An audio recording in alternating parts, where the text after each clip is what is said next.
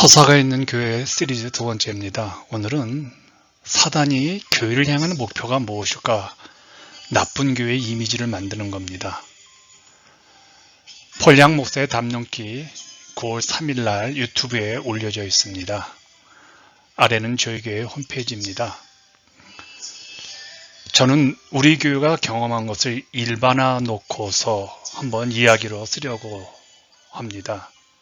우리 교회의 경험, 진단, 미래의 조망은 모든 교회들에게 도움이 될 수 있기에 조금은 주관적이지만 학문적인 객관성을 유지하려 이야기보다는 서사라는 관점에서 쓰려고 합니다. 이야기와 서사의 차이점, 앞에 글 서사가 있는 교회 첫 번째를 참조하시면 되겠습니다. 개인적으로는 다른 교회 소식에 관심이 없는 저에게 최근 여러 소식이 들려왔습니다.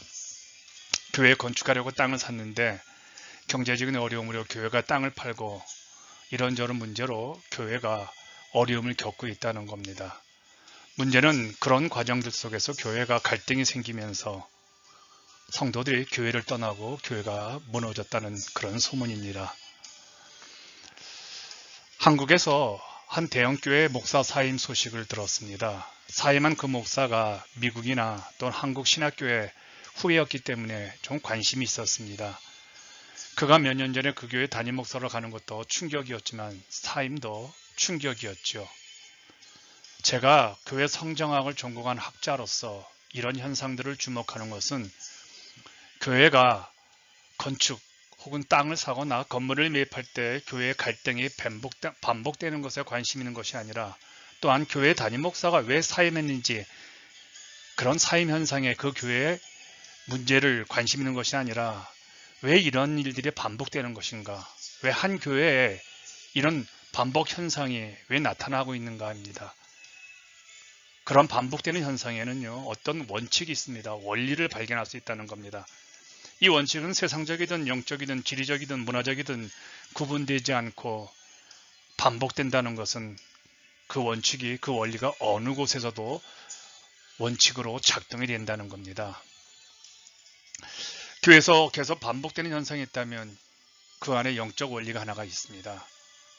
그래서 저는 반복되는 것을 원리라고 부르는 그 이유는 한 교회만 적용되는 것이 아니라 모든 교회에 적용될 수 있게 그렇게 부릅니다.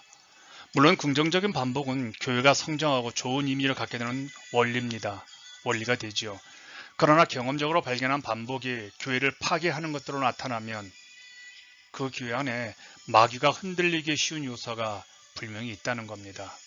마귀가 그 원리를 작동하는 것이죠. 자, 이제 교회 갈등 현장을 가보십시다. 교회 분쟁에서 발견한 원리들이 놀랍게도 내가 경험한 우리 교회뿐만 아니라 다른 교회들에서도 나타나고 있는 것을 보면서 참 충격을 받았습니다. 농담으로 어디서 교회 마귀 학교 세미나에서 배워와서 이렇게 교회들이 같은 방법을 분쟁만 일어나면 사용하고 있는지 참 놀랬죠. 첫 번째가 가장 먼저 쓰는 마귀의 원리입니다. 이게 편지입니다. 성도들이 편지를 써서 교우들에게 교회 비위나 사역자들의 문제를 끄집어냅니다. 그 내용이 사기, 횡령, 배임, 설교 표절, 논문 표절, 이성 문제 등의 문제들을 끄집어내어서 리더십만 알고 있는 것이 아니라 모든 교인들이 알게끔 공유하게 만들어버립니다. 이것은 추측성 소문의 확장성과 더불어 그 다음 편지 어떤 내용일까 궁금증으로 생각보다 파괴력이 큽니다.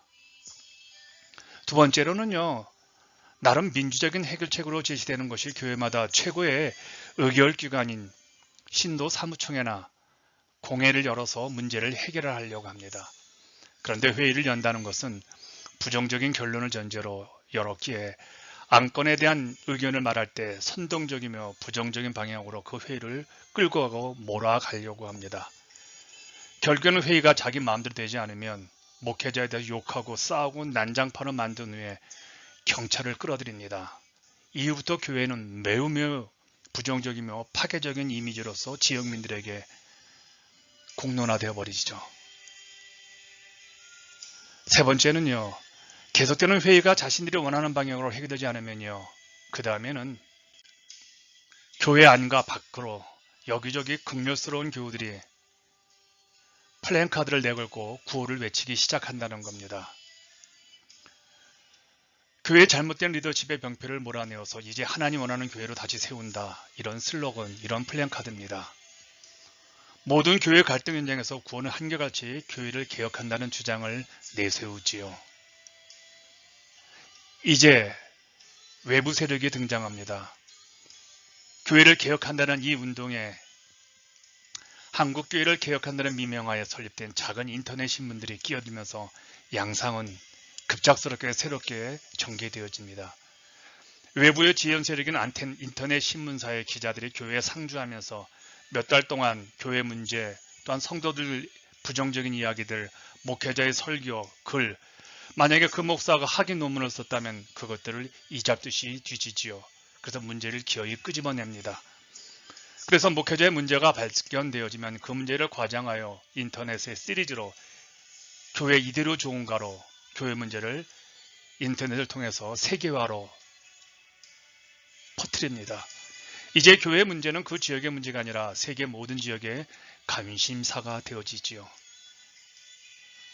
이제 다섯 번째 이런 현상이 나타납니다. 교회 분쟁은 점점 심해지면서 충성스러운 교우들이 예배당 위아래층으로 혹은 이곳저곳으로 나뉘어 예배를 드립니다. 담임 목사를 따르는 성도들과 교회 갈등을 주도하는 세력이 교회의 공간을 나누어서 한 지붕 밑에 두 교회의 교회가 시작이 되어집니다. 참 가슴 아픈 현상이죠. 그럼 결과가 어떻게 되어질까요? 이제 나쁜 교회 이미지가 만들어집니다. 갈등이 지속되면서 갈등의 주도 세력들은 교회를 떠나지 않습니다. 그런데 교회 문제에 관심이 없고 오직 예배에만 힘을 쏟던 중간층의 성도들은 가을바람에 낙엽 떨어지듯 흩어집니다. 목사는 설교할 때마다 매주 머리카락이 한 움큼 빠진 것처럼 예배당이 이곳저곳 비어져 갑니다. 매우 눈물 나는 현상이 이제 오게 되어지죠. 마귀의 최종 목표입니다. 그것은요, 바로 이겁니다. 교회 분쟁을 통하여 나타난 마귀의 강력한 전술은 교회 이미지 추락입니다. 나쁜 교회 만드는 겁니다. 사도행전 2장 41절은 이렇게 말하고 있죠. 온 백성에게 칭송을 받으니 구원받는 사람이 많아지는 이 초대교회, 이 하나님 나라 원칙, 우리만 알까요? 마귀도 알기에. 마귀의 가장 강력한 전술은요, 교회 이미지를 나쁜 교회 이미지로 바꾸는 전략입니다.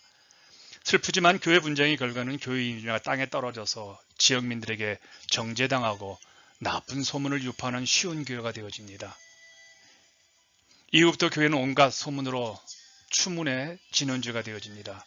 교회는 이그러지고 수십 년 동안 일으켜놓은 교회 이미지가 지역에서 가지 말아야 할 교회로 선택되고 말하기 좋은 지역민들의 입을 통해서 목회자에 대해서 온갖 소문이 퍼지면서 그 목사는 매장되기 시작을 하죠.